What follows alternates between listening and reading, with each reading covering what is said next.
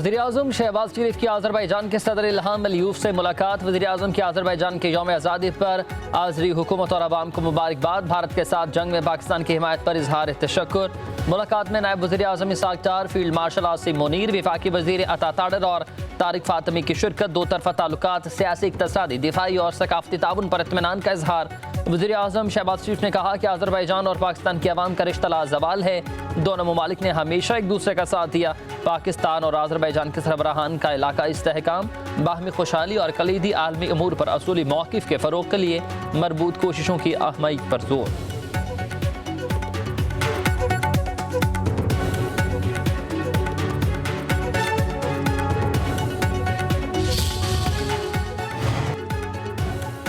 Field marshal Saeed Asim Munir की Iran के army chief major general Mohammad Bagheri से मुलाकात। दो तरफा बाहमी दिलचस्पी के अमूर, आलमी सूरत हाल समेत खित्ते में अमन इस्तेहकाम पर तबादला ख्याल। ISPR के मुताबिक जनरल स्टाफ हेडक्वार्टर में होने वाली मुलाकात में फौजी ताउन और मुश्तरका सरहद पर सिक्योरिटी मैकेनिज्म को मजबूत बनाने पर इत्तेफाक। सरहदी इलाकों को तजारती और इक़्तिसादी जोन्स में तब्दील करने के रास्ते तलाश करने पर भी बातचीत। फील्ड मार्शल आसिम मुनीर ने ईरानी सुप्रीम लीडर आयतुल्लाह ख़ामनेई से भी मुलाकात की।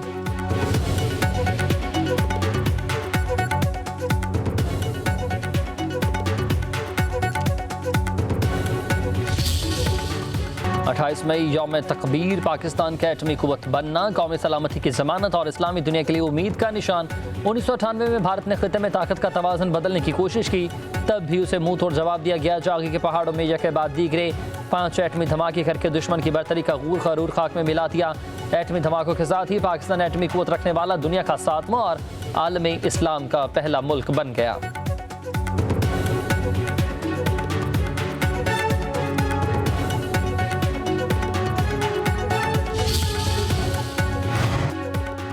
अफवाज पाकिस्तान की यौम तकबीर पर कौम को मुबारकबाद। ISPR के मुताबिक यौम तकबीर इस अजीम लम्हे की याद दिलाता है जबकि पाकिस्तान एटमी कुव्वत बना। पाकिस्तान के एटमी तजुर्बात ने जनूबी एशिया में ताकत का तवाज़ुन बहाल किया। पाकिस्तान ने बतौर खुद मुख्तार रियासत अपने दिफा का हक मनवाया। पाकिस्तान के दिफा को नाकाबिल तस्खीर बनाने के लिए काविश करने वालों को खराज अकीदत पेश करने का दिन है।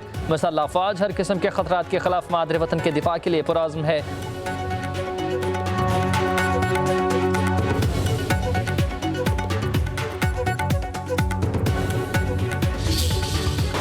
इस्लामाबाद और रावलपिंडी में शदीद आंधी, बिलबोर्ड और दरख्त गिर गए हैं। एक गाड़ी तबाह, गर्दलूद हवाओं के बाद मूसलाधार बारिश। मुजफ्फराबाद में आसमानी बिजली गिरने से मस्जिद और मुतादिद घरों को नुकसान। एक खातून जाबह खानेवाल। गुजरात में अवाली जहल में आंधी और तूफान। बारिश शुरू होते ही मौसम खुशगवार। खैबर पख्तूनख्वा में भी बादलों की एंट्री, तेज हवाओं के साथ मूसलाधार बारिश। कई इलाकों में यालाबारी, गर्मी का जोर टूट गया। बिटग्राम, बालाकोट, सवाबी, नौशहरा, मर्दान, सवात, मंगूरा समेत गिरदनवाह में बादल खूब बरसे। तेज ठंडी हवाएं चलने लगी। जिला खैबर में शदीद आंधी के बाद गरज चमक के साथ बारिश। नदी नालों में तुग़यानी का खदशा।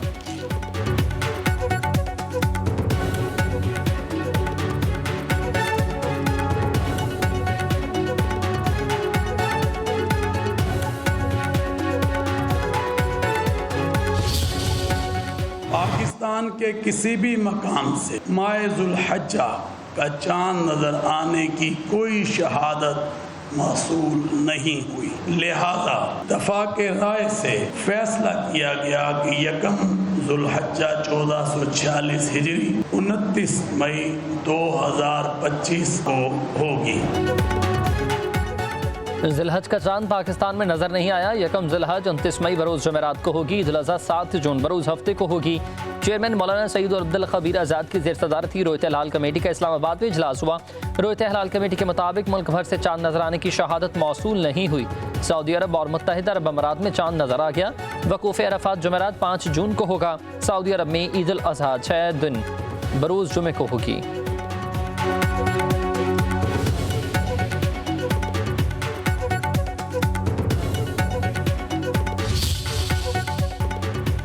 तेरह में से 11 जजेस ने कहा कि सुन्नी इत्तेहाद काउंसिल सीटों की हकदार नहीं है। मखसूस नशिस्तों के केस की समाअत के दौरान जस्टिस जमाल मंदखैल के रिमार्क से वकील फैसल सदीकी ने कहा कि 13 में से 11 जजेस ने करार दिया है कि मखसूस नशिस्तों के हकदार PTI है।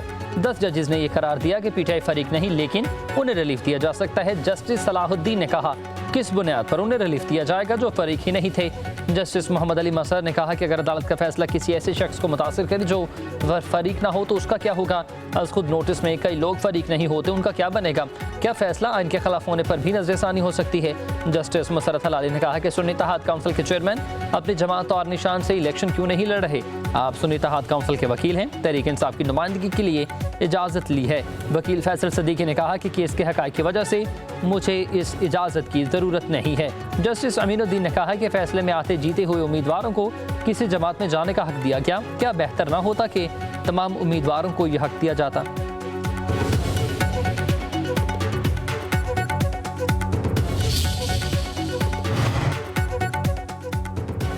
बानीपीट ऐसे अडियाला जेल में बहनों उस्मा खान और नरीन खान की मुलाकात। इजाज़त मिलने पर गेट नंबर 5 से जेल में दाखिल। बानी से वकील इरफान खान न्याजी और खलील अहमद अवान की भी मुलाकात।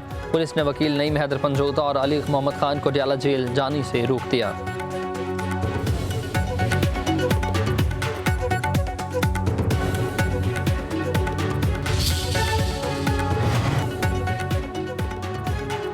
तहरीक इंसाफ का आइंदा एहतजाज के लिए मुख्तलिफ प्लान ज़ेर गौर। जुनेद अकबर का मारगला के पहाड़ों में खैमा बस्ती कायम करने का इंदिया। पब्लिक न्यूज़ से खसूसी गुफ्तगू में बोले कि क़यादत का इशारा मिलते ही इस्लामाबाद की जानिब पैदल मार्च का कहा जाएगा। दूर दराज इलाकों के कारकुनान को इस्लामाबाद नहीं बुलाएंगे, उन्हें अपने इलाके के शाहराहें ब्लॉक करने का कहेंगे। जुनेद अकबर की बिलावल भुट्टो सरदारी पर भी तनकीद। कहा कि बलूचिस्तान और कराची के कारकुनान के साथ जो हो रहा है वो भी देखें। बिलावल भुट्टो को पहले अपने गिरबान में झांकना चाहिए।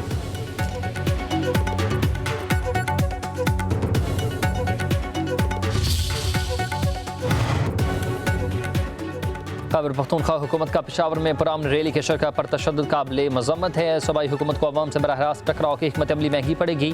चेयरमैन पीपल्स पार्टी बिलावल भुट्टो की सूबाई पार्टी सदर मोहम्मद अली शाह बाचा से टेलीफोन पर गुफ्तगू। कहा कि अब सूबा बचाओ तहरीक का दायरा कार खैबर पख्तूनख्वा की गली गली और कूचे कूचे तक फैलेगा। उधर वज़ीर आला खैबर पख्तूनख्वा अली अमीन गंडापुर का कहना है कि पीपल्स पार्टी को रैली से नहीं रोका, कार्रवाई रेड जोन में घुसने पर की गई है।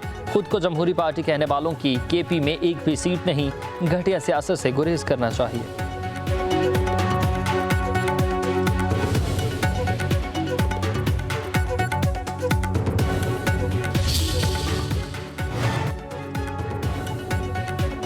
भारत के खिलाफ बयान मरसूस ऑपरेशन नवाज शरीफ की ज़ेर निगरानी ही हुआ। वज़ीर इत्तलात पंजाब अज़वा बुखारी का कहना है कि नवाज शरीफ की ज़ेर निगरानी ऑपरेशन वाली बात ख्वाजा आसिफ ने की। मैं उन लोगों को क्यों जवाब दूं जिनके लिए 9 मई फाल्स ऑपरेशन था। नून लीग की हुकूमत विफाक में हो या पंजाब में, वही कुछ होता है जो नवाज शरीफ कहते हैं। पीटीआई वाले कहते रहे पाक भारत जंग टोपी ड्रामा है।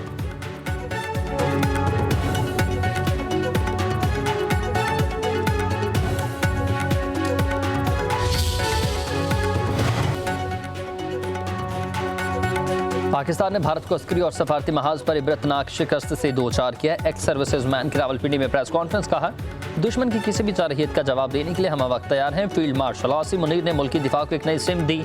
दुश्मन की कोई साजिश आइंदा भी कामयाब नहीं होने देंगे। शहदा और गाजियों को खराज तहसीन पेश करते हैं।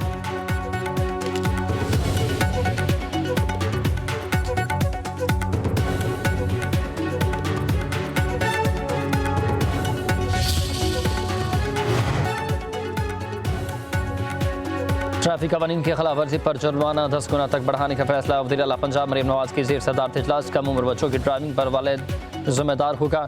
मुकदमा दर्ज किया जाएगा। लोडर से बाहर सरिया और दीगर सामान लटकने पर गाड़ी बंद होगी। वन व्हीलिंग या पर खतरनाक तर्ज ड्राइविंग पर मुकदमा भी दर्ज होगा। दौरान ड्राइविंग मोबाइल के इस्तेमाल पर भी भारी जुर्माना और असूली इत्तेफाक। ट्रैफिक पुलिस की यूनिफॉर्म तब्दील करने की तजवीज़ का जायजा। मरीम नवाज ने कहा कि ट्रैफिक के निज़ाम में बेहतरी नज़र नहीं आ रही, ठोस और पायदार इक़दाम करने होंगे।